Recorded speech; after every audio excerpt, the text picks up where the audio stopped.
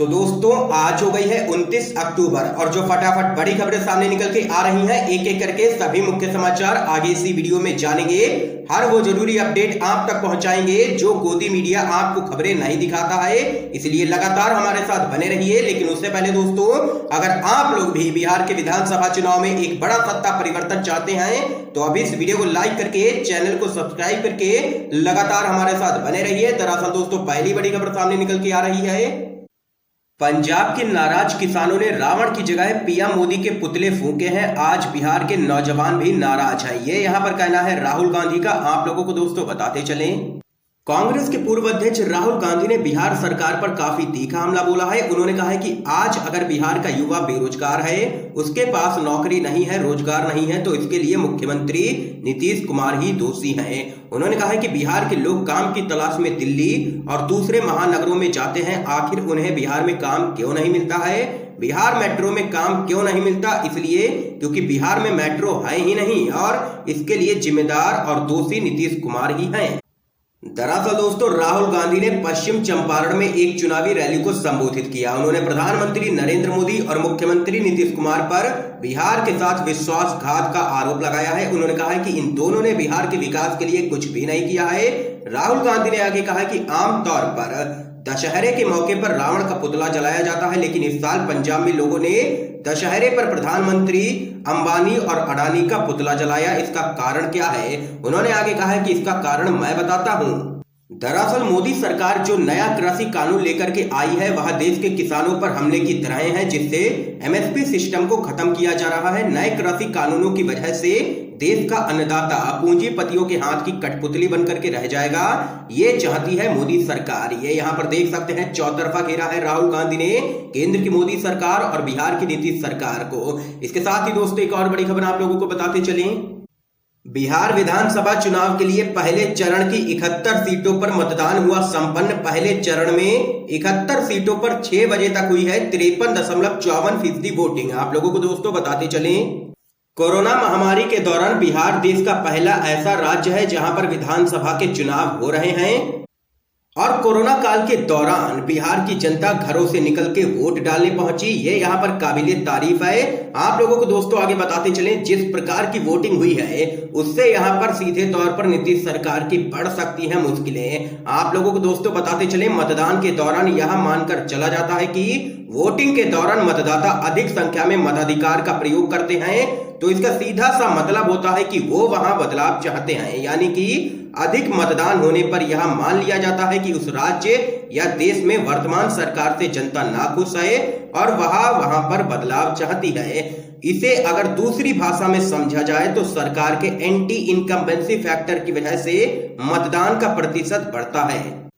और कोरोना काल के दौरान भी बिहार की जनता जिस प्रकार से घरों से निकली है और वोट डाला है, उससे तो एनडीए की मुश्किलें बढ़ती हुई ही यहां पर नजर आ रही है। इसके साथ ही दोस्तों एक और बड़ी अपडेट आप लोगों को बताते चलें, उत्तर प्रदेश से दोस्तों बड़ी खबर सामने निकल के आ रही है। बसपा के 7 बागी विधायकों ने की है अखिलेश यादव से मुलाकात, कर सकते हैं समाजवादी पार्टी ज्वाइन। आप लोगों को दोस्तों बताते चलें, उत्तर प्रदेश राज्यसभा चुनाव में समाजवादी पार्टी के राष्ट्रीय अध्यक्ष अखिलेश यादव के मास्टर स्ट्रोक से बैकफुट पर आई बसपा को एक और बड़ा झटका लगा है। बसपा के राज्यसभा प्रत्याशी रामजी गौतम के प्रस्तावक के तौर पर अपना नाम वापस लेने वाले 5 बागी विधायकों के साथ ही 2 और विधायक अखिलेश यादव से मिलने सपा कार्यालय पहुंचे। सभी की बंद कमरे में मुलाकात हुई। कहा जा रहा है कि बसपा के 5 विधायक समाजवादी पार्टी में शामिल हो सकते हैं। फिलहाल टूट के कगार पर पहुंची बसपा की तरफ से अभी तक इस पर कोई भी आधिकारिक बयान सामने निकल के नहीं आया है। तो यहाँ पर दोस्तों देख सकते हैं, सबसे पहले 5 विधायकों ने बसपा से बगावत की और उसके बाद ये संख्या बढ़कर के हुई 6। उसके बाद अब ये संख्या 7 पर पहुंच गई है, जिसके बाद बसपा टूट की कगार पर है और अखिलेश यादव ने बीएसपी को दिया है बड़ा झटका। इसके साथ ही एक और बड़ी खबर दोस्तों आप लोगों को बताते चलें, बिहार में पीएम मोदी की रैली में नौजवानों ने लहराए रोजगार दो के पोस्टर, बोले रोजगार कब मिलेगा। आप लोगों को दोस्तों बताते चलें, देश भर में बेरोजगारी के मुद्दे पर हर रोज मोदी सरकार को युवाओं के द्वारा घेरा जा रहा है। इस बीच आप लोगों को बताते चलें, अब बिहार में प्रधानमंत्री नरेंद्र मोदी की रैली में कुछ युवा वहां पर पहुंचे जो अपने हाथों में कई बैनर लिए हुए नजर आ रहे हैं। आप लोगों को बताते चलें, जो खुद को एसएससी जीडी 2018 के आवेदक बता रहे हैं, उनका कहना है कि 3 साल हो चुके हैं लेकिन अभी तक उनकी नियुक्ति नहीं हुई है। दरअसल दोस्तों, आप लोगों को बताते चलें, पीएम मोदी मुजफ्फरपुर में जनसभा करने पहुंचे थे। इस बीच मुजफ्फरपुर में युवाओं ने पीएम मोदी के खिलाफ मोर्चा खोल दिया। इन युवाओं का कहना है कि मोदी सरकार ने उनको जो सपने दिखाए थे वह सपने अभी तक पूरे नहीं हुए हैं और वो अपने आप को ठगा हुआ महसूस कर रहे हैं। आवेदकों की भर्ती की प्रक्रिया पूरी हो चुकी है, मेडिकल भी हो चुका है, लेकिन अभी तक नियुक्ति नहीं हो पा रही है। आप लोगों को दोस्तों आगे बताते चलें, कई आवेदकों की उम्र भी निकल चुकी है और वह इस भर्ती की रेस से बाहर भी हो चुके हैं। उम्र निकल जाने की वजह से उनका कहना है कि अब हम दोबारा केंद्रीय अर्धसैनिक बल में नहीं चुने जा सकते हैं क्योंकि इस परीक्षा में उम्र की पाबंदी है। तो वहीं सरकार से परेशान होकर के इन युवाओं ने ऐलान कर दिया है बिहार विधानसभा चुनाव के बीच कि वो बीजेपी को सबक सिखा करके ही रहेंगे, क्योंकि यहाँ पर रोजगार इस सरकार में बिल्कुल भी नहीं है। ये यहाँ पर कहना है सीधे तौर पर युवाओं का, और जबरदस्त तरीके से रैली में विरोध दर्ज करवाया है बिहार के नौजवानों ने। इसके साथ ही दोस्तों एक और बड़ी खबर आप लोगों को बताते चलें, पटना रोड नहीं बनी तो किया वोट का बहिष्कार, जबरन एक वोट डलवाने पर लोगों ने कर दिया हंगामा। आप लोगों को दोस्तों बताते चलें, बिहार चुनाव के प्रथम चरण के मतदान के दौरान पटना की पालीगंज विधानसभा सीट से एक बड़ी खबर सामने निकल के आ रही है। पालीगंज विधानसभा के मीरा पतौना पंचायत के बहरिया नेरकपुर गांव स्थित बूथ संख्या 236 पर लोगों ने हंगामा कर दिया। आक्रोशित लोग बूथ में घुस गए और इस दौरान आप लोगों को बताते चले, पुलिस अधिकारियों और नाराज लोगों के बीच में धक्का मुक्की की भी खबरें सामने निकल के आ रही हैं। बताया गया है कि मतदान बहिष्कार का ऐलान करने के बाद प्रशासन ने जबरन जीविका दीदी से एक वोट पड़वा दिया, जिसके बाद मामले ने काफी तूल पकड़ लिया। इस बीच एक और बड़ी खबर दोस्तों जान लेते हैं, बिहार में बीजेपी के फ्री कोरोना वैक्सीन पर शिवसेना का हमला, कहा वैक्सीनेशन तो अब जनता देगी वोट से। आप लोगों को दोस्तों बताते चलें, शिवसेना की राज्यसभा सांसद प्रियंका चतुर्वेदी ने भाजपा के द्वारा बिहार में कोरोना वैक्सीन मुफ्त उपलब्ध कराने की घोषणा पर कहा कि चुनाव का वक्त है और वैक्सीनेशन तो अब जनता अपने वोट के माध्यम से ही देगी। पटना में आयोजित एक प्रेस कॉन्फ्रेंस में सांसद प्रियंका चतुर्वेदी ने आरोप लगाया है कि बिहार के सामाजिक और आर्थिक पिछड़ेपन के लिए जिम्मेदार राज्य की नाकामयाब नेतृत्व वाली सरकार रही है, जो बिहार को विशेष दर्जा देने का आश्वासन देते थे। वे अब 19 लाख नौकरियां और मुफ्त की इंजेक्शन का वादा कर रहे हैं, तब वो कहां थे जब हर कोने से हमारे मजदूर भाई बहन अपने परिवार के साथ पैदल भूखे प्यासे अपने घर पहुंचने के लिए मजबूर हुए। वोट का समय आते ही झूठ के पुलिंदे शुरू हो गए हैं।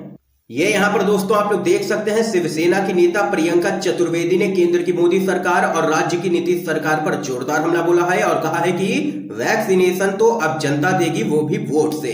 इसके साथ ही एक और बड़ी खबर दोस्तों जान लेते हैं, बिहार जब रैली में राहुल गांधी ने कहा मोदी और नीतीश अगली बार आए तो पकौड़ा खिला देना। आप लोगों को दोस्तों बताते चलें क्या कुछ है पूरा मामला। बिहार में पहले चरण का मतदान संपन्न हो चुका है। इस बीच आप लोगों को बताते चलें, राहुल गांधी ने पश्चिमी चंपारण में रैली कर महागठबंधन के लिए वोट की अपील की है जनता से। इस दौरान उन्होंने पीएम मोदी और बिहार के सीएम नीतीश कुमार पर टिप्पणी भी की है और जबरदस्त तरीके से घेरा है। दरअसल दोस्तों, एनडीए के नेताओं पर झूठ बोलने का आरोप लगाते हुए जब राहुल गांधी कह रहे थे कि हमारे अंदर कमी यह है कि हम झूठ में उनका मुकाबला नहीं कर पाते, इसी दौरान स्टेज के सामने से रैली में मौजूद एक शख्स ने पकौड़ा तलने वाली बात याद दिलवाई। इस पर राहुल गांधी ने अपना भाषण रोका और शख्स से पूछा कि क्या आपने पकौड़ा बनाया है। ये कहते हुए राहुल गांधी ने शख्स से कहा कि अगली बार आएंगे तो पकौड़ा बनाकर मोदी और नीतीश को खिला देना। तो वहीं इससे पहले राहुल गांधी ने रोजगार से लेकर के किसानों के मुद्दों पर नरेंद्र मोदी सरकार की जमकर के आलोचना की। इसके साथ ही लॉकडाउन के दौरान मजदूरों की स्थिति पर भी सरकार को घेरा है राहुल गांधी ने कहा कि नरेंद्र मोदी ने मजदूरों को पैदल भगाया। ये यहाँ पर देख सकते हैं, चौतरफा बिहार की रैली में राहुल गांधी ने बोला है केंद्र की मोदी सरकार पर हमला और राज्य की नीतीश सरकार को भी इस दौरान लिया है निशाने पर। इसके साथ ही दोस्तों एक और बड़ी अपडेट सामने निकल के आ रही है। मध्य प्रदेश सिंधिया के गढ़ में चुनाव प्रचार करने पहुंचे सचिन पायलट, कहा शिवराज सरकार पिछले दरवाजे से सरकार में आई है। आप लोगों को दोस्तों बताते चलें, कांग्रेस पार्टी के वरिष्ठ नेता और राजस्थान के पूर्व उप मुख्यमंत्री सचिन पायलट ने केंद्र सरकार के कृषि संशोधन कानूनों को किसानों पर घातक प्रहार बताया है। मध्य प्रदेश में होने जा रहे विधानसभा उपचुनाव में प्रचार करने आए पूर्व केंद्रीय मंत्री सचिन पायलट ने मौजूदा केंद्र सरकार की नीतियों की आलोचना की और कहा कि केंद्र की मोदी सरकार ने कृषि कानूनों में जो भी संशोधन किया है वह किसानों के ऊपर घातक प्रहार है। मंडी बंद, हाट बंद, मजदूरी बंद और समर्थन मूल्य बंद हो जाएगा तो यह किसानों के लिए घातक साबित होगा।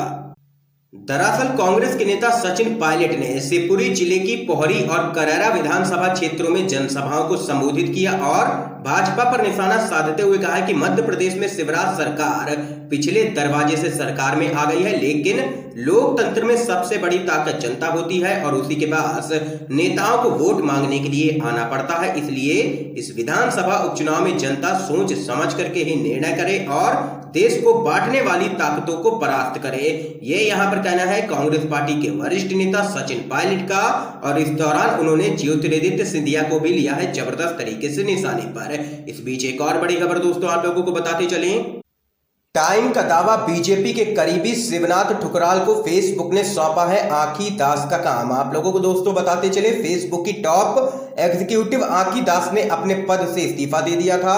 वह भारत, दक्षिण और मध्य एशिया की पब्लिक पॉलिसी डायरेक्टर थे।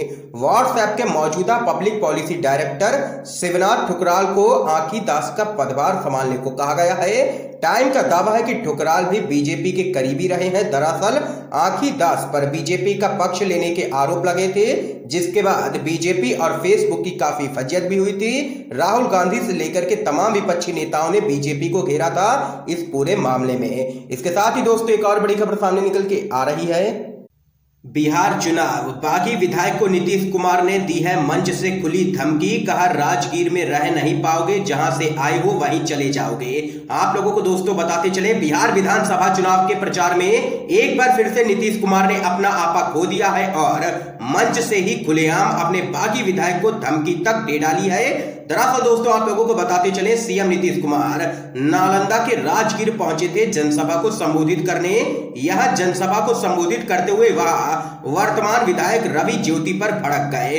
उन्होंने मंच से ही खुलेआम कह दिया कि बागी विधायक राजगीर में रह नहीं पाएंगे और जहां पैदा हुए हैं वहीं वापस चले जाएंगे। ये यहां पर देख सकते हैं एक बार फिर से नीतीश कुमार ने आपा खो दिया है और बार बार अनाप शनाप बातें अपनी रैलियों में लगातार नीतीश कुमार कर रहे हैं और यहां पर इस पूरे मामले के बाद विपक्ष ने भी उनको घेरा है। दोस्तों आज की तमाम बेहद बड़ी खबरें थी जो हमने आप लोगों तक दोस्तों पहुंचाई हैं। वीडियो पसंद आया हो तो इस वीडियो को लाइक करके शेयर जरूर कीजिएगा। अपने सभी दोस्तों तक इन खबरों को जरूर पहुंचाइएगा ताकि आप सभी के दोस्त भी इन खबरों को जान सकें। वीडियो देखने के लिए दोस्तों आप सभी का बहुत बहुत धन्यवाद।